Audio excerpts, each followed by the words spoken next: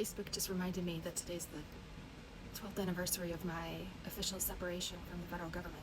And I remember when I left, everybody thought I was making a really bad decision, mainly because I was good at my job. I was kind of on an upward mobility track.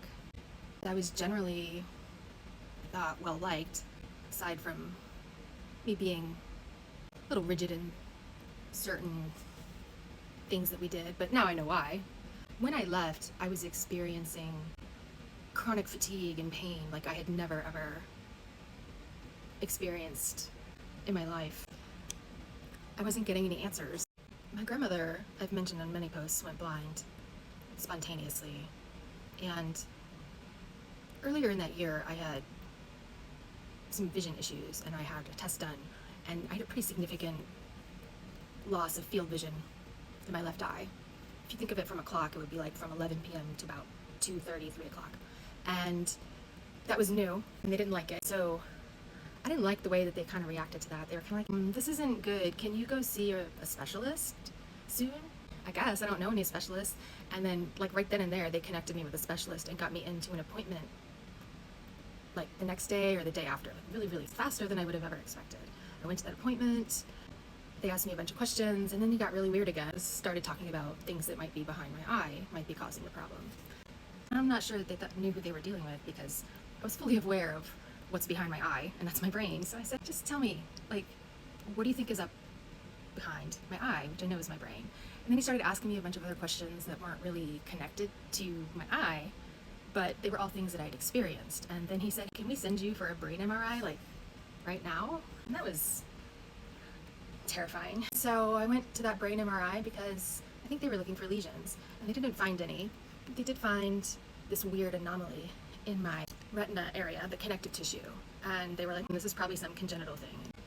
Turns out, fast forward 8 years from when I left federal service, I finally got a diagnosis, and it was a connective tissue disorder, dysautonomia, which is malfunctioning in the autonomic nervous system, and mast cell dysfunction, which can manifest in a variety of ways. Typically, an allergist is the one you go to see about this, but I've since learned that I need to go to an immunologist.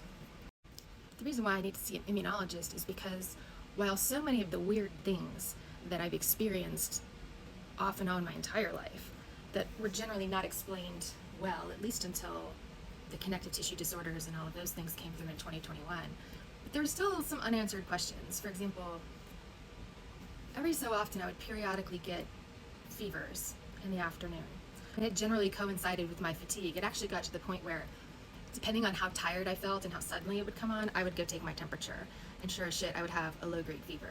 Mind you, I run lower than 98.6 on average. My normal basal temperature is 97.1-ish. So if I'm running a temperature of 99.1, I feel like shit.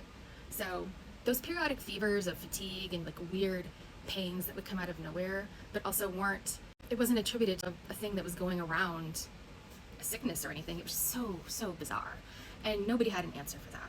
And most doctors didn't even consider it a fever because it wasn't even over 100, even though I had told them repeatedly I tracked my temperature and knew that this was above average or above normal for me. But anyway, so fast forward, whatever, 2 weekends ago, I'm at a conference hosted by the Bobby Jones CSF, and one of the speakers is Dr. Maitland, who is a researcher, patient, advocate, and immunologist, I believe, or allergist. My apologies, Dr. Maitland, if I made this mistake. I'm making this video off the cuff.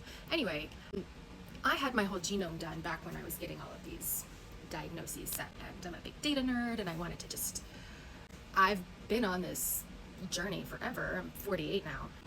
So there were things that I found in my genome, variants I had, that could explain the fevers and the other weird things that weren't quite captured in the Ehlers-Danlos syndrome's realm. Then Dr. Maitland is speaking, and I'm listening, and they're talking about trying to identify the HEDS gene and how it's seeming like there's some other, they obviously know it's not just one gene. They think it's maybe epigenetic or has a trigger that sparks it. hormonal fluctuations, some other type of environmental trigger, or sickness, virus. I think long COVID is the big connection now with POTS, right? When I was 20, I had a very, very bad case of mono, which is caused by the Epstein-Barr virus. Dr. Maitland is speaking, talking about how there's probably like an inflammatory autoimmune component to PEDS and all of the other issues that go along with it. And then she says these 3 genetic conditions, and my mind, she mentioned Yao syndrome. She mentioned mannose binding lectin deficiency. She mentioned an issue with the complement immune system. And I have variants that indicate that I have all 3 of those things. I also have Mediterranean familial fever. All of those things, when you look at their symptoms, are the weird things that haven't been explained by HEDS or dysautonomia or anything else. And I've always been negative for other autoimmune conditions. Like my ANA is always fine. I've never popped positive on any of the other markers, none of that. Never had Lyme disease, to my knowledge. My EBV antibodies are always high. And I always have wonky blood work here and there. Periodically, my liver enzymes will be high, or my platelets will be weird, or I'll have weird vitamin deficiencies that don't make any sense. And anyway, this turned into me talking full circle about me leaving the federal government, but I guess I don't know if I would have ever gotten to this point if I had stayed working for the feds. And I don't know how well I would have fared mentally if I had never found out that I was autistic and I was still working in an intelligence analyst role under the current administration.